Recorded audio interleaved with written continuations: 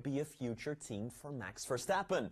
Verstappen has been heavily linked to an Aston Martin move, as well as Mercedes, of course, but Schumacher reckons Ferrari cannot be forgotten, as they're known to attract big-name drivers.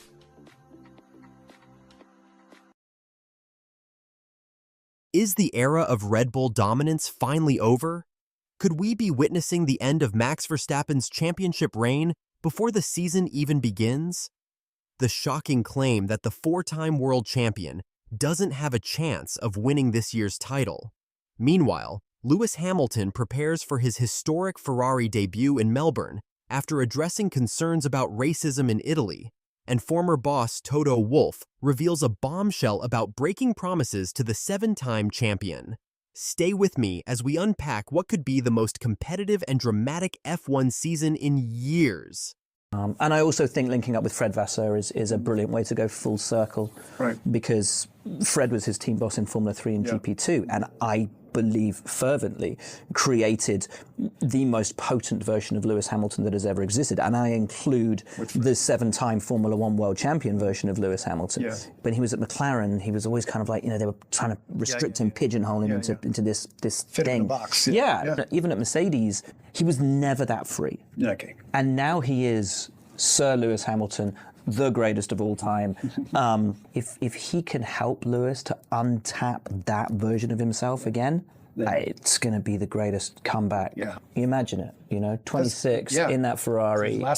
I honestly don't think there's a single person that watches Formula 1 who doesn't think that Lewis is worthy of an 8th title, and how great it would be to have Lewis win an 8th world championship. And if he does it at Ferrari with Fred, the whole thing coming together, I think it would be absolutely epic. The 2025 Formula 1 season kicks off this week with the Australian Grand Prix in Melbourne, and the paddock is buzzing with anticipation. After 4 consecutive championships, Max Verstappen's reign at the top could be in serious jeopardy, according to former F1 driver Ralf Schumacher. Speaking on the Sky Germany podcast, Schumacher made the bold declaration.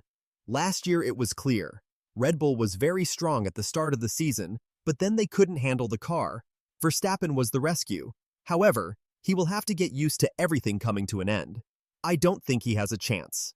Who's the best driver you think you drove with? It has to be Verstappen, because he's very soon going to be a top 5 of all time, with Senna, Schumacher, with Lewis. That's 4, and then the 5th one is already Fangio. It's easy, actually. Do you think he will keep going, as long as it takes? I don't know. I mean, he's already mentioning now that it's not going to be forever, but for sure he has many, many more years in it. At the moment also, it has become, I think, a little bit easier currently for him, because there's no teammate that's threatening him, because he is so fast and his car is so great. So those are obviously the most enjoyable times then in F1, where you're so dominant and can win all the time. You do want a little bit of competition, obviously, as a driver, but it's generally good for the driver and not good for the sport. These comments follow Red Bull's concerning performance in pre-season testing, where technical director Pierre Wash admitted the RB21 did not respond how we wanted at times.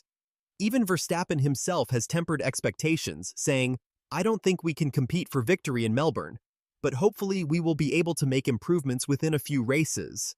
The Dutchman added, "It's never good enough, of course, but I think we expected a tiny bit more from it ourselves." After the test, you do have time to go through the data and come to certain conclusions, but as I said, I think we do need to improve some things. This uncertainty at Red Bull coincides with Lewis Hamilton's historic move to Ferrari, creating one of the most anticipated team debuts in Formula 1 history.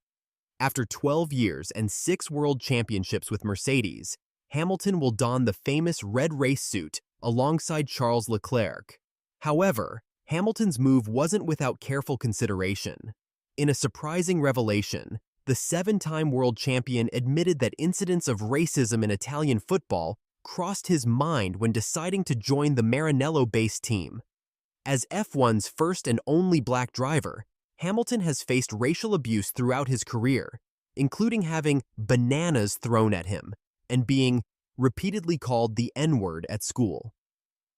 Referencing incidents involving Serie A footballers like Mike Maignan and Moise Kean, Hamilton acknowledged that these concerns factored into his decision-making process before ultimately committing to Ferrari. After 12 years together, Lewis tells me I'm going to Ferrari. Really? Good for Lewis. Good for his bank account. Meanwhile, Hamilton's former boss, Toto Wolff, has caused a stir with revelations from the latest season of Netflix's Drive to Survive. The Mercedes team principal admitted he promised Hamilton he wouldn't pursue Max Verstappen while the British driver was still at the team, a promise Wolff apparently broke. As revealed in Season 7 of the popular documentary series, Wolff made no secret of his desire to sign Hamilton's 2021 foe Verstappen, especially amid unrest at Red Bull at the start of last season. This behind-the-scenes drama adds another layer to Hamilton's departure from Mercedes. I didn't like my teammates, never, except Jensen, I have to say. He was a relatively easy guy, but on the other hand, I was difficult for my teammates too, because I didn't want any conversation other than setup work we had to do with the engineers. So, because that was separate for me, and teammate was always the first one to be beaten. But saying that, I think you always also, you wanted the best out of the drivers. And Frank Williams' style, although he isn't around, he also wanted the drivers to be in a fight to each other, because he thought then they achieve more for his team. Speaking of Verstappen's future, Ralf Schumacher has sparked speculation about where the Dutchman might land if Red Bull's struggles continue. Despite being under contract until 2028, Verstappen reportedly has a performance-based exit clause that could be triggered if he spends significant time outside the top 3 in the championship. Maybe that will help in his decision about a next step, Schumacher suggested. I seriously think he's going to struggle. While Aston Martin has been mentioned as a potential destination, Schumacher offered a more explosive possibility. Maybe it's a bit far-fetched, and it mainly depends on how long he stays at Red Bull, but Verstappen could also go to Ferrari. You can't write off that option. Imagine the drama. Lewis Hamilton and Max Verstappen as teammates at Ferrari after their fierce 2021 rivalry. The pair became arch-enemies during that controversial season, which ended with Verstappen claiming his first title on the last lap of the final race in Abu Dhabi. Valtteri Bottas has had a go into the first chicane. So we have been given a 5-second penalty. For what? Don't worry about it. Get your head down. No, don't worry about it. I gave him space. With Red Bull seemingly on the decline and several teams on the rise, McLaren appears to be the new favorite heading into 2025. Lando Norris, who helped deliver McLaren's first constructors' title in 26 years last season, now faces immense pressure to deliver a driver's championship. After taking the checkered flag in Abu Dhabi to close out 2024, Norris celebrated with mixed emotions, saying over team radio, "It's been a special year, and next year is going to be my year too. For the Bristol-born driver, there are no excuses now. He must capitalize on McLaren's momentum." The 2025 grid also features exciting rookie talent, including Mercedes' Italian prodigy Kimi Antonelli, who replaces Hamilton alongside George Russell.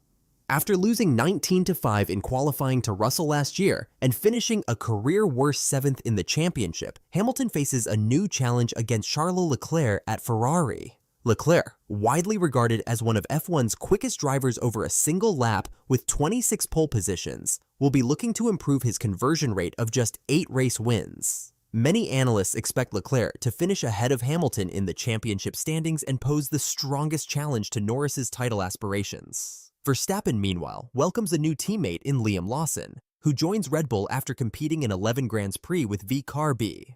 The New Zealander replaces Sergio Perez and will be eager to prove himself alongside the 4-time champion. As the teams arrive in Melbourne for the season opener, the stage is set for what could be the most competitive and unpredictable Formula One season in recent memory. With Red Bull potentially vulnerable, Ferrari bolstered by Hamilton's arrival, and McLaren continuing their ascent, 2025 promises to deliver thrilling battles throughout the grid. What do you think? Has Verstappen's era of dominance truly come to an end? Could we see Hamilton claim that record-breaking 8th title with Ferrari? Or will Lando Norris finally fulfill his championship potential with McLaren? Drop your predictions in the comments below. If you enjoyed this F1 breakdown, make sure to hit that like button and subscribe to F1 Inside Track for more exclusive coverage throughout the 2025 season. We'll be bringing you all the latest news, race analysis, and paddock drama after every Grand Prix. Hit that notification bell so you never miss an update, and I'll see you after the checkered flag in Melbourne.